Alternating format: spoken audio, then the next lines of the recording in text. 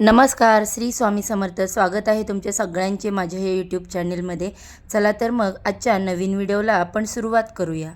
बघत आहे 17 मे ते 15 जूनपर्यंत अधिक मास असणार आहे. पुरुषोत्तम मास, ज्याला आपण मलमास किंवा धोंड्याचा महिनासुद्धा म्हणत असतो.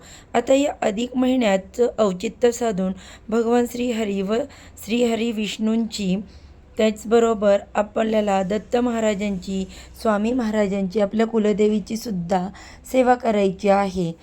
तर बघा, अधिक मास हा अधिकस्य म्हणजेच काय, जेवढं अधिक कराल त्याचं फळ तुम्हाला अधिक मिळणार आहे.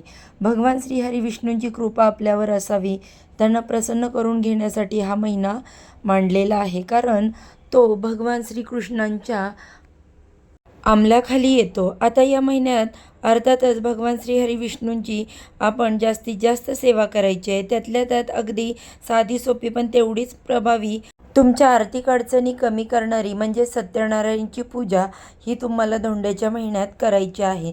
संपूर्ण महिन्यामध्ये, त्याचबरोबर तुम्ही गावाला गेलात, मासिक धर्म आला किंवा तुम्ही संकल्पयुक्त जर सेवा करायची इच्छा असेल तर ती कशी करावी या संदर्भातली माहिती आज आपण बघणार आहोत. तर चला लगेचच वेळ न घालवता व्हिडिओला सुरुवात करूया. सगळ्यात आधी संपूर्ण महिनाभर जी काही सेवा आहे तुम्हाला करायची आहे ती संपूर्ण महिनाभर करायची का, तर आता ही सेवा करून आधी काय मिळतं ते आपण बघूया. कारण कुठलीही सेवा करताना त्याचे फायदे आपण जास्तीत जास्त बघत असतो की कुठली सेवा करून काय फळ मिळतं. खरं तर न मागता सेवा केल्याने परमेश्वर कधीच कशाचीच कमी पडू देत नाही. खरं तर परमेश्वर कधी मागायलाच लावत नाही, एवढं आपल्याला तो भरभरून देत असतो. आता संकल्पयुक्त सेवा ही जी सेवा आहे संपूर्ण 30 दिवसांची तुम्ही संकल्पयुक्त करू शकता.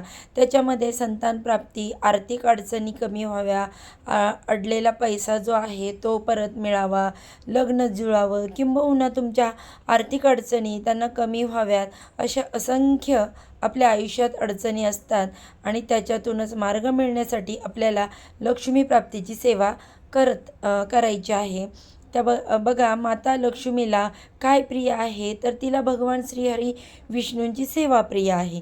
ज्या ज्या घरात तुम्हाला माहीत आहे का की आपण जेव्हा मार्गशीर्ष महिना आहे किंवा श्रावण महिना आहे तेव्हा आपण सत्यनारायण करत असतो. त्याचं जेवढं फळ मिळेल ना त्याच्या दुपटीने आपल्याला या महिन्यात केलेल्या सेवेचं फळ मिळत असतं. सत्यनारायणाचं आता ही सेवा कशी करायची, सगळ्यात आधी तर तुम्ही गावाला जाऊ शकता का. आता आपण संकल्पनेत सुरुवात करूया.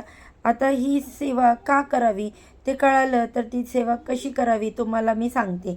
संकल्प करायचा असतो. संकल्प का करायचा किंवा कुठल्या कार्यासाठी करायचा, पहिल्या दिवशी तुम्हाला संकल्प करायचा आहे, तुमची अडचण सांगायची आहे की या कार्यासाठी मी सत्यनारायण करत आहे. आता हे तुम्ही 5 सत्यनारायण करू शकता, तुम्ही 7 करू शकता, 9, 11, 21, किंवा 51, किंबहुना संपूर्ण अधिक मासामध्ये जेवढा वेळ जमेल तेवढ्या वेळा तुम्ही सत्यनारायण करू शकता. असंही संकल्प तुम्ही करू शकता. देवाला सगळी भाषा समजते. अगदी आपण थोडंसं पाणी घ्यावं, उजव्या हातामध्ये अक्षदा, फूल, गंध अर्पण करावं, आपलं नाव गोत्र बोलावं आणि हीच प्रार्थना करावी की या महिन्यामध्ये जेवढे मला सत्यनारायण करता येईल तेवढे मी करेन. मग तुम्ही आता विषम संख्येमध्ये करू शकता. बघा, तुम्हाला जमेल एवढी सेवा तुम्हाला करायची आहे. मी तर मला जमेल एवढी सेवा करणारच आहे. कारण देवाकडे मागताना, देवा मला 1,00,000 रुपये दे बरं का, 1,01,000 रुपये दे, पण असं देऊ नको असं कधी म्हणतो का आपण. तर किती मागतो असतो, आपल्याला सेवाही तेवढीच करायची असते. म्हणून सांगायचं आहे बघा ताईंनो, की या महिन्यामध्ये जेवढा दिवस मला सेवा करायची, जमेल तेवढा दिवस करायची, काहीच गिणती करायची नाही. जेवढा दिवस जमेल तेवढा दिवस. आता धोंडा महिना आहे, त्यातल्या त्या सुट्ट्या पण आहेत. प्रश्न येतो की ताई गावाला जायचं आहे, मग काय करायचं. आता कोणी 25 तारखेनंतर म्हणजे जे कोणी 17 तारखेनंतर गावाला जाणार आहे त्यांनी तिकडे जाऊन आपल्या सेवेला सुरुवात करावी. किंवा ताई बघा, मुलांची शाळा 1 जूनला सुरू होते, मग तुम्हाला बघा गावाला जायचं असेल, यात्रा असेल, कुलदेवीला जायचं असेल किंवा काही अजून कार्यक्रम असेल तर तिकडून जाऊन आल्यावर तुम्ही सेवा करू शकता का? म्हणून सांगते. संकल्पयुक्त करत असताना यथाकाळी म्हणजेच काय, या संपूर्ण महिन्यामध्ये मी 11 सत्यनारायण घातले, संपूर्ण महिन्यामध्ये 21 सत्यनारायण घालेन. यथाकालीन म्हणजेच काय, की मला जेव्हा जमेल तेव्हा मी सत्यनारायण करेन. कारण अचानक गावाला जावं लागलं, अचानक दुःख, सुख कोणी बघा कधी कोणाला सांगून येत नाही. म्हणून हे नियम आहेत. यथाकालीन हा शब्द तुम्हाला वापरायचा आहे. हे झालं आता 21 सत्यनारायण किंवा तुमची इच्छा असेल तर संपूर्ण महिनाभर मग 1-2 दिवस गावाला गेले तर काय करावं? आता ही मांडणी कशी करायची? तर बघा सगळ्यांना माहीत आहे, परंतु एकदा सांगते. रोज मांडणी उचलायची अजिबात गरज नाही, परत मांडायची गरज नाही. बघा काहीच नाही, मांडणी तशीच ठेवायची आहे. ज्या पद्धतीने आपण भगवान नारायणाची म्हणजेच सत्यनारायणच्या देवाचा फोटो ठेवायचा असतो, त्यांच्यासमोर कलश मांडायचा असतो, कलशावर एक ताट ठेवायचं असतं, त्या ताटावर बाळकृष्णांची जी मूर्ती आहे तर ती ठेवायची असते आपल्याला. अशा पद्धतीने मांडणी करायची आणि कुलदेवता, गणपती बाप्पा, वरुण देवता या तिघांच्या सुपाऱ्या मांडायच्या. रोज नैवेद्य दाखवायचा. काय नैवेद्य लागतो? नैवेद्य खडीसाखरेचा जो तुम्ही दाखवता बाळकृष्णाला रोज, आपल्याला तो काही म्हणजे शिरा असेल नैवेद्य तो दाखवायचा, किंवा मग अजून तुम्हाला काय वेगळा नैवेद्य दाखवायचा असेल तर तो तुम्ही दाखवू शकता आणि तो सगळ्यांनी खायचा आहे. नैवेद्य दाखवायचा, तो सगळ्यांनी खायचा. तर बघा ताईंनो, बाळकृष्णांची मूर्ती तशीच ठेवायची का? तर अजिबात नाही. आता माझं वाचन करायचं आहे ना मला, तर मी ती ठेवणार, मग ती दिवसभर तशीच ठेवणार. दुसऱ्या दिवशी मला देवपूजा करायची, तिथली बाळकृष्णाची मूर्ती काढायची, अभिषेक करायचा, त्यांची पूजा करायची, परत ठेवून द्यायची. या पद्धतीने रोजची पूजा मांडणी करायची.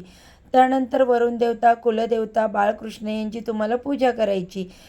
जसं आपण पौर्णिमेला सत्यनारायण करत असतो अगदी सेम तसंच करायचं. फक्त रोजची पोथी वाचायची नाही, आधीच सांगते, किंवा फक्त मांडणी पण करायची नाही. सगळं करायचं आहे. ज्या पद्धतीने बाळकृष्णाला आपण धूप, दीप, अगरबत्ती ओवाळतो, नैवेद्य दाखवतो, वरुण देवता, कुलदेवता, गणपती बाप्पा सेम तसंच करायचं आहे. बघा समजलं असेल ना आता? आता समजा कधीतरी गावाला गेलो, आता समजा मी माझी मांडणी आज केलेली आहे आणि मला डायरेक्ट 8 दिवसांनी गावाला जायचं, 8 दिवसासाठी मला गावाला जायचंच आहे. तर मला उद्या गावाला जायचं ना, किंवा पहाटे मला गावाला जायचं आहे, तर आजची सकाळची पूजा मांडून मी संध्याकाळची उत्तर पूजा करेन आणि सगळी मांडणी मी उचलून घेईन. नंतर मी गावाला जाईन. गावाला जाऊन आल्यानंतर मग मी माझी सेवा कंटिन्यू करेन. आता हे 8च दिवसांची चालली आहे म्हणून मी मांडणी काढून घेते आहे. पण मला जर समजा उद्या माहेरी धोंडा खायला जायचं आहे तर मग काय करेन? तर उद्या जर मला सकाळी जायचं आहे ना, तर मी उद्या रात्री येणार असेल परत, तर मग अशा वेळेस 1 दिवस मांडणी तुम्ही तशी ठेवू शकता. 1 दिवस सेवा नाही केली तरी चालेल. मी तुम्हाला का सांगते? संकल्पयुक्त असेल, फक्त यथाकालीन हा शब्द वापरायचा नाही. किंवा जर चला आपण गावाला गेलो, अक्कलकोटला गेलो, किंवा कुठे आपल्या कुलदेवीला गेलो 2-3 दिवस, मला माहीत आहे की ज्या दिवशी मी जाणार आहे तर पहाटेच जाणार आहे, तर दुसऱ्या दिवशी अगदी दुपारी वगैरे येणार, तर मला माहीत आहे की मी आल्यावर काही पण झालं तरी माझी सेवा करणार आहे. तर मग 1 दिवस मांडणी तशीच ठेवा, किंवा मला वाटलं तर मी उचलून पण घेईन. खूप साधे नियम आहेत. रोज रोज करणार असाल तर मांडणी उचलायची गरज नाही, मांडणी सेम ठेवायची. एवढंच की फुलं असतील, पानं असतील, खराब झाली असेल किंवा धूळ असेल तर मग तुम्हाला ती उचलायची आहे, थोडा वेळ बाजूला ठेवायची. कपडा घ्यायचा तो आणि त्यांनी साफ करून घ्यायचं, खराब झालं असेल तर, धूळ वगैरे असेल, चढली असेल तर. नंतर बघा आता समजा मला आज वाटलं की चला थोडंसं धूळ लागलेली आहे, ती साफ करायची. मग मी ते सगळं काढेन, नवीन वस्त्र अंथरेन, परत मांडणी करेन आणि मग सेवा करेन. काही मोठं संकट, दुःख काहीच नाही आहे येणार. त्याच्यामध्ये खूप साधी सोपी सेवा आहे, तेवढीच प्रभावी. आर्थिक अडचणी कमी करण्यासाठी खूप जीव तोडून मी सांगते आहे. आर्थिक अडचणी कमी करण्यासाठी भगवान श्री हरी विष्णूंची, सत्यनारायणाची तुम्ही सेवा करून बघा. अनुभव आल्याशिवाय राहणार नाही. मी तुम्हाला शाश्वती देते. तुमच्या आर्थिक अडचणी कमी होतील. पण मी तुम्हाला काय सांगते, बघा, भाऊ करू नका. तुम्ही हे करत आहात, चला एकादशी आहे, एकादशीला सत्यनारायण करायचं. मग बाळकृष्णांना काय नैवेद्य दाखवायचा, तर खडीसाखरेचा नैवेद्य दाखवू शकता. मांडणी उचलायची गरज नाही. किंवा ज्यांना संतान प्राप्तीसाठी या सेवा चालू करायच्या आहेत, त्यांनीसुद्धा बाळकृष्णांची मूर्ती उचलू शकता. ग्रंथ तुम्ही एका साईडला मांडणी करून ग्रंथ उचलू शकता. वाचायची परत ठेवायला वाचायच्या वेळेस तुम्ही या पद्धतीने संपूर्ण महिनाभर जेवढं जमेल तेवढं, मी 10 दिवस गावाला जाणार आहे. त्याच्यामध्ये माझे मासिक धर्म आलेले आहेत. तर मला 15 ते सत्यनारायण हे घातले. ते थोडक्यात काय माझं असं आहे की काही काउंटही नाही करायचे, काही मोजायचं नाही. जेवढं होईल तेवढं महाराजांच्या चरणी आणि भगवान विष्णूंच्या चरणी रुजू आहे. हे आपल्यासाठी योग्य आहे. ते परमेश्वर आपल्याला देणारच आहे. बघा, ही सेवा इतकी सुंदर आहे ताईंनो, आणि सगळ्यांना आवडते. सत्यनारायण म्हटलं की एकदम भारी. चला आता सत्यनारायण करायचं आहे.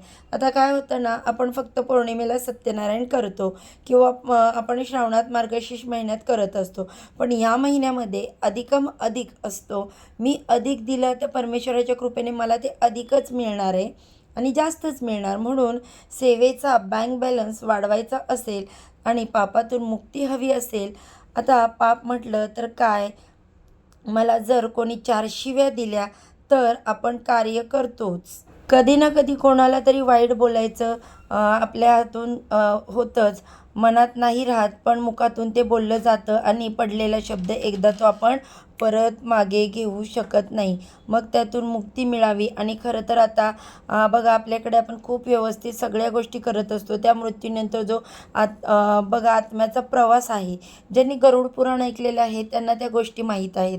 तर प्रत्येकाबद्दल आपल्या मनात कधी ना कधी द्वेष येत असतो. कोणीतरी काहीतरी बोलतो, मग आपल्या हातून आपल्याला जीव खूप तळमळतो. आपणही त्यांना खूप वाईट बोलत असतो. मग अशा वेळेस अडचणी वाढत असतात आणि त्यातूनच मुक्ती मिळावी. कधीतरी माझ्याकडून काहीतरी चुकी घडलेली असेल, त्यातून मला मुक्ती मिळावी असं वाटत असेल, तर हा महिना खूप महत्त्वाचा आहे. हा महिना बघा ताईंनो, तुम्हाला सांगते, श्रावण महिन्यापेक्षा आपण जास्तीत जास्त सेवा करायच्या आहे. ज्या ज्या गोष्टी मी जीव तोडून सांगत आहे त्या करण्याचा प्रयत्न करा. परमेश्वर कृपेने प्रत्येकाच्या आयुष्यात सुख, शांती, समाधान नांदू दे, हीच प्रार्थना करते आणि आजच्या व्हिडिओचा इथेच एंड करते. आवडला असेल तर एक लाईक नक्की करा. चॅनेलवरती पहिल्यांदा नवीन आला असेल तर सबस्क्राईब करा. आणि बघा, कमेंट्समध्ये तुम्हाला जी काही प्रश्न विचारायचे असेल तर तुम्ही विचारू शकता. तर झालेली सेवा स्वामी महाराजांच्या चरणी आणि भगवान श्रीहरी विष्णूंच्या चरणी अर्पण करते आणि आजच्या व्हिडिओचा इथेच एंड करते. श्री स्वामी समर्थ.